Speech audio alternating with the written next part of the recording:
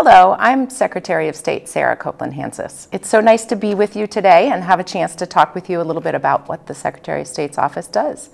In Vermont, the Secretary of State's office has 4 main divisions, and we have 3 special programs, and I want to tell you a little bit about each of them. And then I'll talk a little bit about some of the initiatives that my office has undertaken during my 2 years as your Secretary of State. So our 4 divisions, starting with the Business Services Division. We register businesses in the state. We are the first step when someone has an entrepreneurial idea and they want to form a business corporation. We're very proud to be that first step, and we have a small but mighty team who's always there ready to answer people's questions as they're trying to do their business filings in Vermont.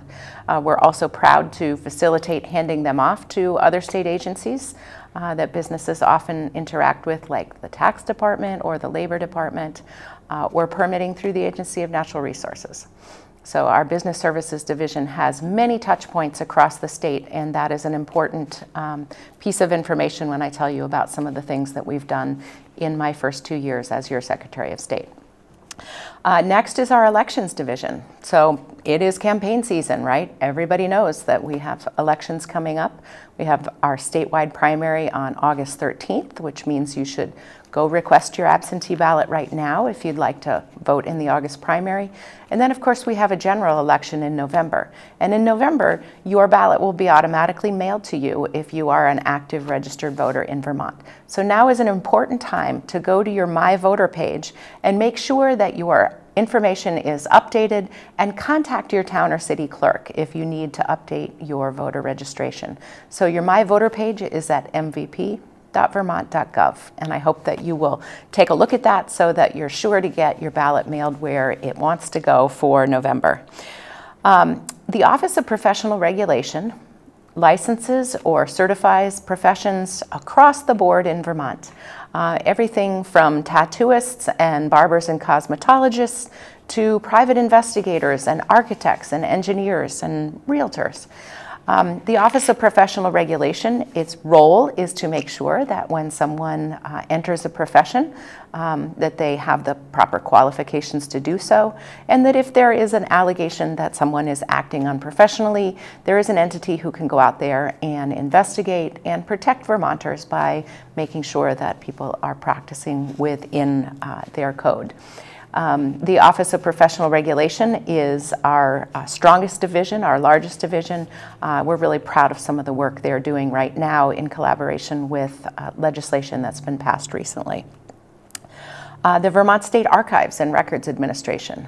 This is a huge repository of documents and now increasingly data that can be the way Vermonters know what their government has done on their behalf, and it is a wonderful resource if you are interested in genealogy, if you're interested in history, if you're interested in politics and sort of the political history of Vermont. So we welcome you to visit our Vermont State Archives, and you can find us online as well. We have 3 special programs that I want to tell you about. You may have noticed that it is wedding season in Vermont, and Vermont is increasingly a wonderful destination for people to come and get married. So we have a temporary officiant program so that if you are coming to Vermont for a wedding and maybe you really wanted Uncle Harry or Aunt Susan to be the officiant at your wedding, they can come to our office and get a temporary officiant's license. We're really proud of being able to offer that service, and it's really fun to be able to be part of people's special day in that way. Another one of our special programs is the Safe at Home program. Safe at Home is an address confidentiality program that is offered to survivors of domestic violence or stalking or human trafficking if they need to keep their current living situation private, if they need to not disclose their current address. And so how it works is they sign up for the program, their mail comes to our office, and we are the only entity who knows what their physical address is, and we forward their mail to them. The legislature a few years ago expanded the program to providers or recipients of certain kinds of health care. And so we are modernizing this program because we know that going to a domestic violence advocate if you are a healthcare provider might seem a little, I don't know, illogical or inconvenient. And so we want people to be able to enroll directly with our office. And so we're working on creating a portal where people can enroll, where we can send information out, tips and tricks and best advice on how to keep yourself safe in your home, and so that people can communicate directly with us with ease. The final special program is our civics and voter education program. When I was first elected in 2022, I talked with a lot of Vermonters all around the state about what do you see as the threats to democracy? Or what do you hear when you ask someone whether they're ready to vote and how they're going to vote? And so many times I heard people say, I'm not voting, I don't know who any of those people are. Or I don't vote because my vote doesn't count. It's just all those well-connected people are gonna make all the decisions anyway. And that's really disheartening, because in a democracy, the point of living in a democracy is that we, the people, get to tell our leaders what we want them to do on our behalf. And so our civics and voter education program is out there engaging with Vermonters right now, helping Vermonters understand how you can make your government do what you want them to do. It means banding together with other people who have the same concerns. It means reaching out to elected officials. And this year in particular, it means reaching out to candidates and asking the candidates what they will do about a problem that you see in your neighborhood, in your state, that you would like them to work on. And so one of the wonderful services that we are going to begin to offer in Vermont for the November general election is we're creating a first ever universal voter guide. You'll be able to access it through that My Voter page at mvp.vermont.gov, and it will show your ballot as well as all the candidates on your ballot. A little bit about them, their contact information, their social media handles, their website if they have them. That way you can spend the entire time, 45 days with your ballot, looking at which candidates' values most closely match your own, and you can decide who you're going to vote for. You can even reach out to them and engage them in conversation. When we elected officials are running for your vote, it is our job to answer your questions. And so the voter guide that my office is creating will help you contact those candidates and find the candidate of your choice.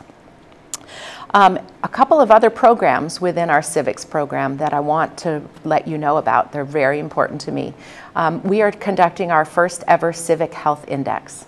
The Civic Health Index is a broad range of data that we're bringing together about how Vermonters interact with each other, how do they interact with their local government, their state government, with community organizations. And when we finish our Civic Health Index, we will have a good sense of where in Vermont are people well connected to each other, to their communities, to their government. Where in Vermont are people less likely to be connected? And what can we do to improve people's connectivity with each other, as well as the connectivity between the people and the local or state government that represents them? So the Civic Health Index, I think, is going to be a roadmap for what we do in our civics program for the next 2 to 4 years. And I look forward to touring the state with the results of our Civic Health Index later on in this year or early in 2025. You can also see us tabling out at fairs and festivals and farmers markets, concerts, games. We've been at state fairs all over the state. I hope that we'll see you at one of our tabling events. We're registering people to vote. We're reminding people how to access their My Voter page, and we'll be helping people get a hold of their voter guide for the November general election. One of the hallmarks of my time as Secretary of State has been listening to Vermonters. And when the first round of devastating floods hit Vermont last year, I went all over the state, from the northern end of Lamoille County down to Windham and Bennington counties, asking people, what are you seeing? What are the gaps? What are the needs that are not being met? It's really important for elected officials to get out there and listen, especially in a crisis. And I'm so sorry to hear of the latest round of devastating flooding in Vermont. I think it's going to be up to all of us to come together and to find ways to support our neighbors and support our local businesses as they try to dig out from these devastating floods. I know that Rutland has had its share of high water as well. And I think it's going to be coming again. So we need to get used to reaching out and supporting our neighbors as they try to clean up after floods. My office was really focused during the floods on communicating with the businesses that we register through our business services division. Of course, we have contact with every single business in the state of Vermont. And so we can blast out information. If you need help, this is where you can go to find help. If you have help or service that you can offer, this is where you can let folks know about that. We also communicated to our professions. Any professional who might be needed in a flood or emergency situation like that. We also pushed out information to them to say, hey, this is where you can sign up to help Vermonters if you are an engineer or an architect or a wastewater operator. And this is how you can offer services or help. In Vermont, we have a tradition of helping each other, helping our neighbors, and that's why it is so important to me to be out in communities talking with Vermonters. So I hope I'll get a chance to meet you in person soon, and in the meantime, feel free to reach out to the Secretary of State's office through our website at sos.vermont.gov. I'm Sarah Copeland Hanzas. It's been an honor to serve.